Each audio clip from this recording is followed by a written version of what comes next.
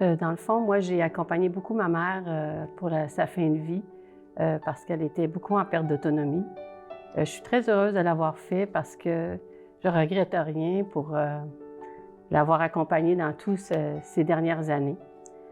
Au décès de ma mère, au début, je n'étais pas prête pour accompagner d'autres personnes, mais j'ai réalisé que j'avais un besoin qui n'était pas comblé parce que j'aime prendre soin des gens.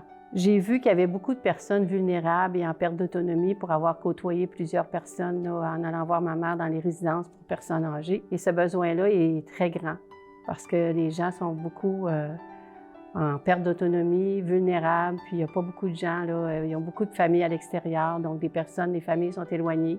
Il y a beaucoup de personnes seules aussi, là. La satisfaction que cela me donne quand je vais visiter les personnes, que je fais des visites amicales, me rend très heureuse de ce que je reviens parce que je me dis j'ai comblé quand même un petit vide pour ces personnes-là.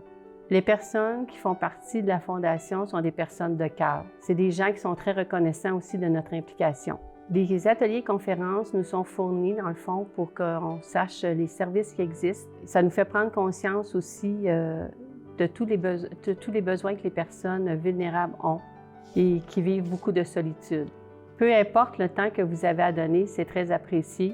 Puis je vous invite à vous joindre à l'équipe de la Fondation. Merci.